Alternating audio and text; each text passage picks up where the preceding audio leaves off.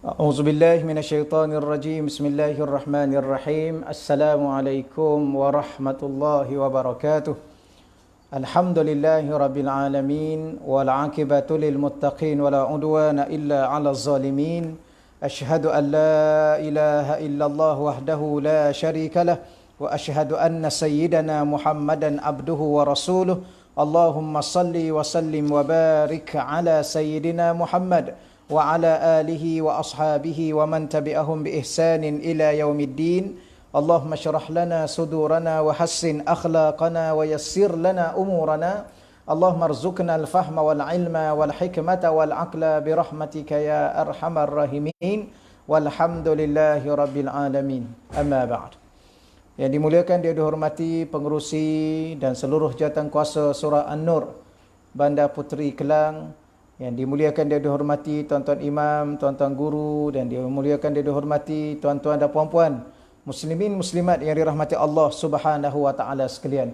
Alhamdulillah, kita sama-sama bersyukur kepada Allah Subhanahu wa taala di atas kesempatan masa yang masih lagi Allah kurniakan kepada kita, walaupun dalam keadaan keterbatasan pergerakan kita dengan musibah dan wabak yang kita sendiri tidak tahu bilakah penghujungnya. Walau bagaimanapun kita yakin bahawa Allah Subhanahu wa taala yang menimpakan atau mendatangkan musibah kepada kita dengan tujuan adalah supaya kita semakin hari semakin dekat dengan Allah Subhanahu wa taala. Baik tuan-tuan muslimin muslimat yang dirahmati Allah Subhanahu wa taala sekalian, ya, terima kasih pada jawatankuasa surau yang masih lagi menghubungi saya untuk kita teruskan pengajian live secara online dalam FB Surau An-Nur Bandar Puteri Kelang. Dan insya-Allah pada malam ni tuan-tuan, kita teruskan lagi pengajian kitab hati yang berzikir. Seingat sayanya kita masih lagi membicarakan berkaitan dengan sifat-sifat hati yang lalai daripada Allah Subhanahu wa taala. Yang tuan-tuan sekalian, dalam bab tu saya nak tinggalkan di situ, dan tuan-tuan boleh rujuklah dalam kitab yang saya tulis di sininya beberapa senarai, lebih kurang sebanyak 24 hati manusia-manusia yang kalau seandainya mereka lalai daripada Allah Subhanahu wa taala. Dan insya-Allah pada malam ni kalau tuan-tuan ada kitab, saya nak terus pada muka surat 46. Muka surat 46. Rahsia-rahsia hati. Rahsia-rahsia hati. Baik, hati manusia yang dijadikan oleh Allah Subhanahu wa taala adalah terlalu seni dan penuh dengan kerahsiaan. Dalam tulisan mengenai hati Al-Arif Billah, iaitu orang yang mengenal Allah, insan yang mengenal Allah, Syekh Ahmad Ibn Athaillah As-Skandari mengatakan bahawa tempat terbitnya berbagai cahaya itu adalah hati dan rahsia-rahsianya, iaitu rahsia-rahsia hati. Tuan-tuan yang dirahmati Allah Subhanahu wa taala sekalian, di bawah tu ada beberapa senarai yang saya senaraikan di situ. Saya ulang balik kata-kata Imam Ibn Athaillah Skandari, iaitu tempat terbitnya berbagai cahaya itu adalah hati. Di antara tempat terbit cahaya itu ialah, ataupun di antara bentuk cahaya itu ialah cahaya ilmu. Tuan-tuan, kalau kita belajar ilmu ni satu perkataan yang mana para alim ulama ni dia tidak jumpa satu pengertian yang lebih sempurna dan tepat dalam menterjemahkan perkataan ilmu. Apatah lagi dalam bahasa Malaysia kita, sebab tu dalam bahasa Malaysia kita, bahasa Melayu, kita guna perkataan ilmu juga. Padahal perkataan ilmu itu adalah perkataan bahasa Arab. Oleh demikian, mungkin di dalam bahasa Melayu ni dia tidak jumpa satu perkataan yang lebih tepat. Sekadar kita terjemah pengetahuan. Berbeza pengetahuan dengan ilmu. Kalau disebut oleh Imam Wahab bin Munabbih, beliau menyebut dalam kitab Ihya Ulumuddin, kerana dianya dinukilkan oleh Al-Imam Al-Ghazali dalam kitab Ihya Ulumuddin. Ilmu itu ialah sesuatu perkara yang akan mendekatkan kita kepada Allah dan menambahkan ibadah kita kepada Allah dan menambah gerun kita kepada Allah. Itu kata Imam Wahab bin Munabbih. Pertama, kalau kita nak tahu apa yang kita miliki itu adalah ilmu, maka dia semakin hari semakin dekat kita dengan Allah. Yang kedua, dia semakin hari semakin bertambah ibadah kita kepada Allah. Yang ketiganya, ia semakin hari semakin menambahkan takut dan gerun kita kepada Allah, itu ilmu. Sebab tu ulama disebut dalam Al-Quran, innama yakhsyallaha min ibadihil ulama. Innama, hanyalah sesungguhnya, yakhsyallah, yang benar-benar gerun dan takut kepada Allah, min ibadihil ulama, di kalangan hamba-hambanya yang ulama. Okay. Terima kasih pada saudara kita Habab Suhaimi. Ya, muka surat 46 tuan-tuan. Yang baru bersama dengan saya pada malam ni, kita rujuk pada muka surat 46. Kita berbicara berkait dengan rahsia-rahsia hati. Yang mana hati ini tempat terbitnya segala cahaya dan tempat tersimpannya segala rahsia. Baik, apa yang saya nak sebut tadi berkait dengan ilmu tadi. Akhirnya antara perkataan-perkataan yang antaranya perkataan Sayyidina Ibn Mas'ud, ya, perkataan guru kepada Imam Asy-Syafi'i, akhirnya menyebut al-ilmu nurun. Ilmu itu adalah cahaya. Maka di mana diletaknya cahaya ilmu itu? Di hati. Maka di hati itu tempat terbitnya berbagai cahaya, antaranya cahaya ilmu. Yang kedua, cahaya ma'rifah. Ma'rifah. Orang yang berilmu disebut alim. Orang yang bermakrifah disebut arif. Orang-orang yang telah mencapai satu tahap arif, khususnya tentang Allah, maka dia digelar arif billah. Dia tidak sebut alim billah, sebut arif billah. Kerana orang itu adalah orang yang benar-benar mengenal Allah dengan pengenalan yang sebenar. Sama ada dari sudut ilmu ataupun dari sudut zauq, rasa hati mereka. Okeylah, seterusnya ada cahaya tauhid. Cahaya tauhid dan memancarnya ada di dalam hati orang-orang yang makrifah dan di dalam rahsia-rahsia mereka, di dalam jiwa mereka maksudnya. Itu antara apa yang disebut oleh Imam Ibn Athaillah Skandari. Baik, cahaya-cahaya ini merupakan cahaya yang hakiki kerana lebih kuat daya pancarnya daripada cahaya yang terpancar daripada berbagai macam bintang. Rasulullah SAW telah bersabda di dalam menceritakan firman Allah SWT, ini hadis kursi. Tidak akan memuatkan aku bumiku dan langitku, dan mampu memuatkan aku hati hamba-Ku yang beriman. Ini bahasa kiasan tuan-tuan. Betapa hati manusia ni, dari sudut cahayanya, ia memiliki suatu cahaya yang lebih terang daripada matahari dan bulan. Lebih terang daripada bintang-bintang. Nanti insya-Allah kita baca yang bawah tu nanti. Dan di dalam hati itu juga adalah merupakan suatu keadaan yang begitu luas. Sehingga Allah menyebut dalam hadis kursi, Allah mengatakan, tidak akan memuatkan aku bumiku dan langitku. Tuan-tuan, bumi ni dia 7 petala langit. Bumi ni 7 petala bumi dan langit itu 7 petala langit. Sebab tu disebut 7 petala langit dan 7 petala bumi. Betapa luasnya langit dan betapa luasnya bumi. Nak dibandingkan, apatah lagi dibandingkan dengan kita yang terlalu kerdil. Tetapi Allah Tuhan yang maha besar. Maka sebesar-besar bumi, sebesar-besar langit, seluas-luas langit itu tidak akan memuatkanku, kata Allah Subhanahu wa taala. Tetapi mampu memuatkan aku hati hamba-Ku yang beriman. Tetapi dalam hati kita mampu memuatkan rasa kebesaran Allah. Saya bawa contoh mudah yang lain tuan-tuan, ya. Kadang-kadang dia kuliah online ni, dia rasa janggal tuan-tuan, ya. Ada satu kali tu anak saya, ya, dia tanya saya, dia kata, "Baba mengajar kat siapa?" Saya kata mengajar macam biasalah. Dulu mengajar kat surau, sekarang ni mengajar di FB surau, secara online. Dia kata, "Ya ke?" Dia kata, "Yang kat luar ni saya duk mengajar.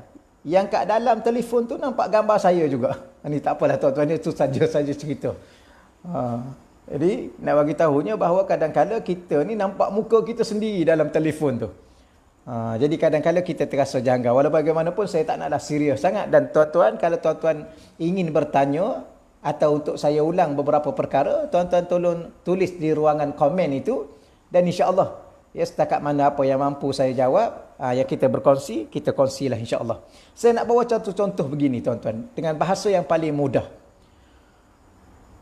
Ada satu ayat Al-Quran, "Lau anzalna hadzal Qur'ana 'ala jabalin la ra'aitahu khashi'an mutasaddian min khasyatillah." Lau anzalna hadzal Qur'an, seandainya kami turunkan hadzal Qur'an, Al-Quran ini kata Allah. Lau anzalna hadzal Qur'ana 'ala, dan kami turunkan itu di mana? 'Ala jabal, di atas gunung. La ra'aitahu, pasti kamu akan lihat gunung itu khasyian, tunduk, mutasaddian, berkecai. Khasyian mutasaddian, tunduk dan berkecai. Sebab min khasyatillah, kerana gerun kepada Allah Subhanahu wa taala. Maknanya mereka sebesar-besar, seteguh-teguh gunung itu tidak akan mampu menanggung ayat-ayat Allah. Ya, tidak akan mampu menanggung Al-Quran Allah. Tetapi kita yang kerdil ni tuan-tuan, ya, walaupun tidak kita ada di kalangan anak-anak kita, anak-anak saudara kita, ataupun anak-anak kawan-kawan kita, betapa hebatnya mereka ini, walaupun kecil, umurnya masih muda, tetapi 30 juzuk Al-Quran berada di dalam dada mereka. Di mana itu? Di dalam hati mereka. Maka betapa hebatnya hati manusia ini, dia mampu menampung 30 juzuk Al-Quran. Yang tidak mampu ditanggung oleh gunung yang begitu teguh. Allah menyebut dalam Al-Quran, wal jibalu autada. Al-jibal, jabal ni satu gunung, jibal beberapa buah gunung. Maka Allah mengatakan beberapa buah gunung yang kita lihat yang ada atas muka bumi ini, apakah fungsinya? Autad, ia adalah merupakan pasak kepada bumi ini. Ya, kerana dia salah satu makhluk yang kuat, yang mengimbangi bumi yang berputar ini. Itu pun bila mana diturunkan Al-Quran, kata Allah, seandainya diturunkan Al-Quran, akan tunduk, ya, dan berkecai. Hancur berkecai. Orang panggil gunung tersebut. Tetapi kita manusia yang kerdil ni, dan di kalangan anak-anak kita yang masih muda, 30 juzuk Al-Quran berada di dalam dada mereka ataupun di dalam hati mereka. Itu hebatnya hati manusia mampu menampung. Begitu dia salah satu kiasan yang lainnya, bahawa Allah mengatakan bumi dan langit ini walaupun besar tidak mampu memuatkanku, tetapi aku mampu dimuatkan di dalam hati orang yang beriman. Ya, dalam hati kita ni ada Allah. Apa mana ada Allah? Ada keimanan kepada Allah, ada rasa kebesaran kepada Allah, ada rasa kehebatan kepada Allah, dan segala-galanya. Kepercayaan, tawakal ni hati kita. Sebab itulah Allah Ta'ala ni meletakkan iman itu pada hati manusia. Kerana iman itu hanya mampu ditanggung, dibawa oleh seketul hati. Ya, iman itu kalau letak di akal, ramai manusia yang kufur. Lebih awal daripada keadaan-keadaan yang kita lihat manusia itu kufur. Kenapa? Kerana akal ni ada waktunya dia nak kepada logik. Tetapi perkara-perkara berkait dengan iman, kadang-kadang dia tidak logik pada akal. Ya, contoh kita katakan hidup di alam barzakh, di soal siasat di alam barzakh. Ya, pergi tanam ataupun pergi kebumikan mayat yang kaku, yang bisu, yang kelu, yang tidak mampu berbicara, bergerak apa-apa sahaja, tetapi masuk saja di dalam alam barzakh, 3 langkah kita meninggalkan jenazah tersebut, datang malaikat menyoal jawab, ya, bersoal jawab dengan jenazah itu. Maknanya bila mana malaikat itu bersoal jawab, artinya jenazah itu adalah sedang hidup. Mana mungkin malaikat soalan yang kepada orang yang telah meninggal dunia. Ya, maknanya dia hanya meninggal dunia di dunia, tetapi dia masih hidup di alam barzakh. Maka kalau iman kepada alam barzakh itu, iman terhadap soal jawab kubur itu diletakkan di akal, sudah tentulah akal akan menafikannya. Sebab tu Allah Ta'ala letakkan iman itu di hati, kerana hati itu mampu menanggung keimanan kepada Allah, keimanan kepada akhirat, keimanan kepada yaumul hisab dan sebagainya. Okey, tuan-tuan yang dirahmati Allah sekalian, ya. Kalau ada apa-apa persoalan suruh saya ulang, boleh insya-Allah saya ulang insya-Allah. Baik, sebahagian ahli ma'rifah berkata, ya, sebahagian ahli ma'rifah berkata, orang-orang yang mengenal Allah Subhanahu Wa Taala berkata, seandainya Allah menyingkap tempat terbit cahaya hati orang-orang yang menjadi kekasihnya. Ya, seandainya Allah menyingkap. Dan kita dapat melihat, ya, tempat terbit cahaya hati orang yang menjadi kekasihnya, iaitu kekasih Allah. Tuan-tuan, orang yang menjadi kekasih Allah ni, siapa dia? Para nabi dan para rasul. Dan para awliya, para wali Allah Subhanahu Wa Taala dan orang-orang yang soleh. Ya, mereka-mereka ini adalah orang-orang yang hati dan jiwa mereka penuh dengan cahaya. Itu seandainya Allah menyingkat tempat terbit cahaya hati orang-orang yang beriman di kalangan kekasihnya, nescaya terlipatlah cahaya matahari dan cahaya bulan disebabkan oleh kuatnya cahaya yang ada di dalam hati mereka. Tuan-tuan, kita hidup atas muka dunia ni, pada siang harinya kita hidup dengan cahaya matahari. Ya.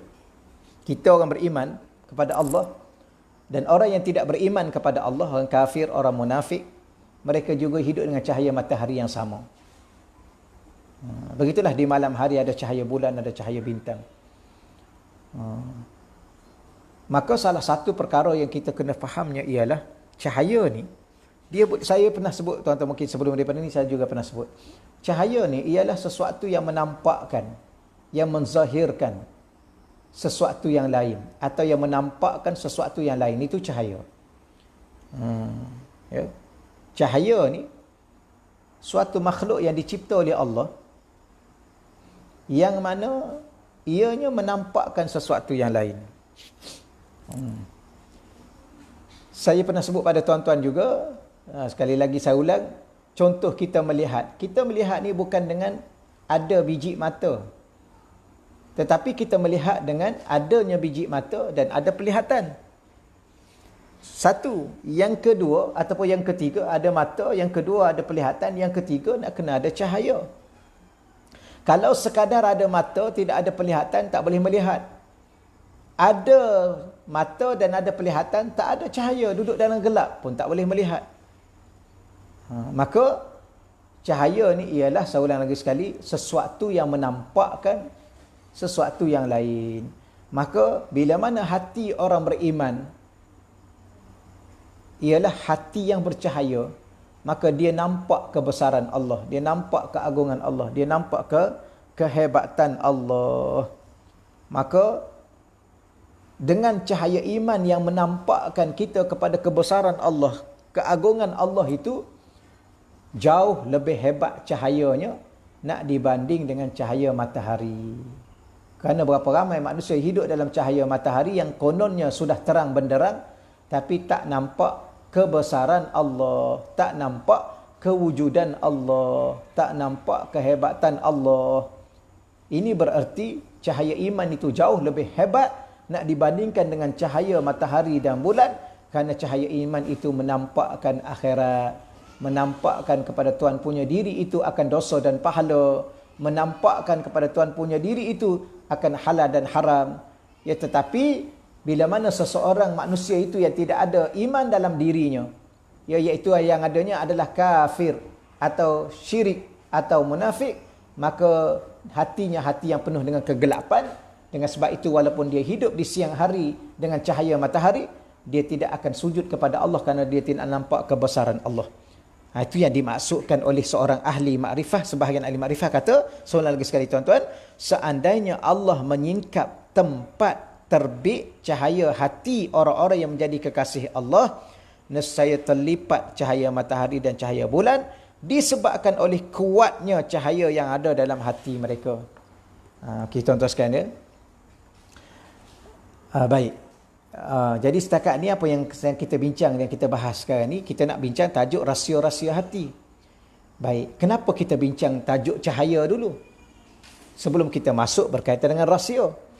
Ya, kerana rahsia itu adalah sesuatu yang tersembunyi, yang tak nampak secara nyata sebab dia rahsia, yang tak nampak secara jelas sebab dia rahsia.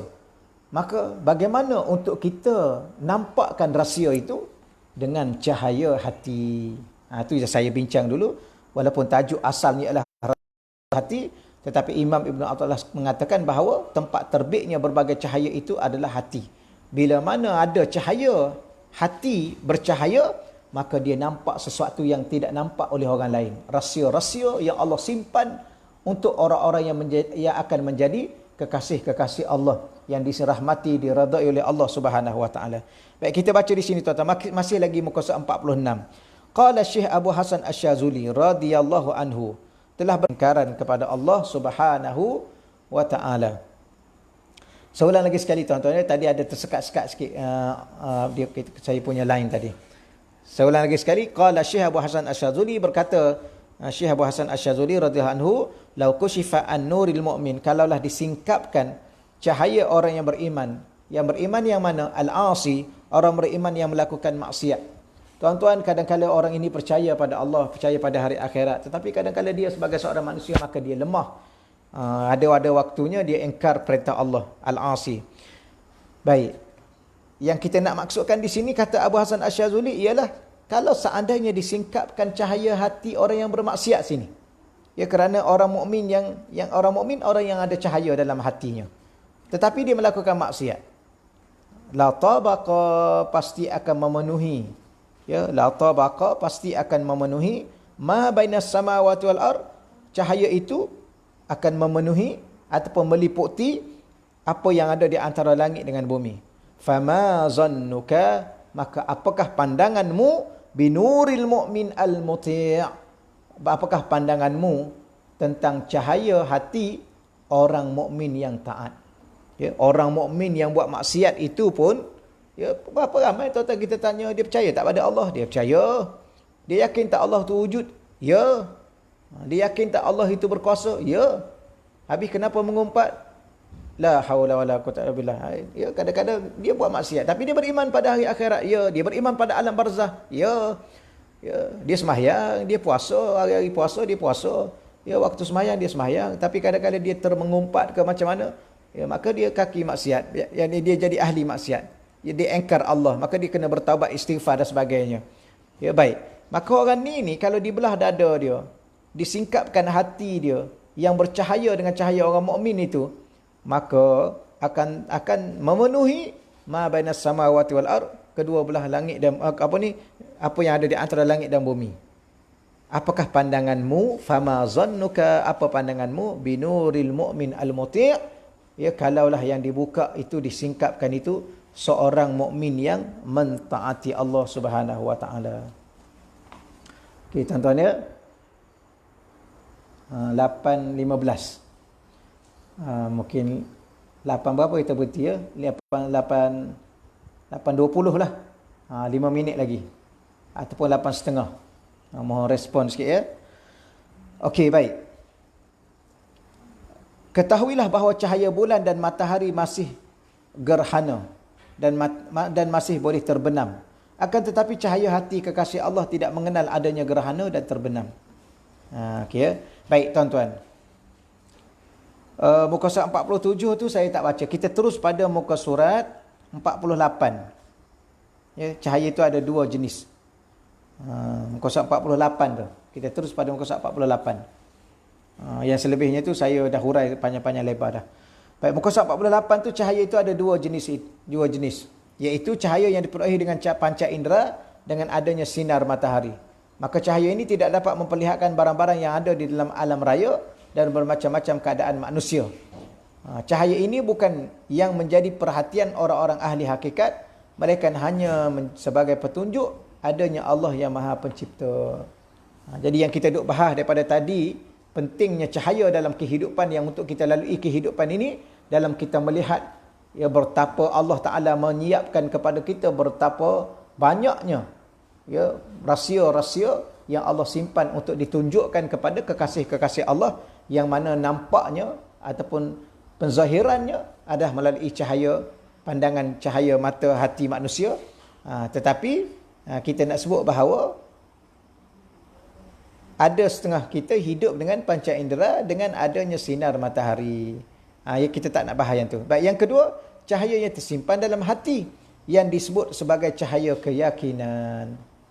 Ya, cahaya iman Apa makna iman? Iman ni dalam bahasa Melayu ialah percaya. Percaya. Kalau kita tanya, kalau kita sekadar percaya, orang kafir pun ada kepercayaan. Maka kadang-kadang disebut iman itu ialah al-yaqin. Al-imanu, kata Nabi, al-yaqinu kulluh. Iman itu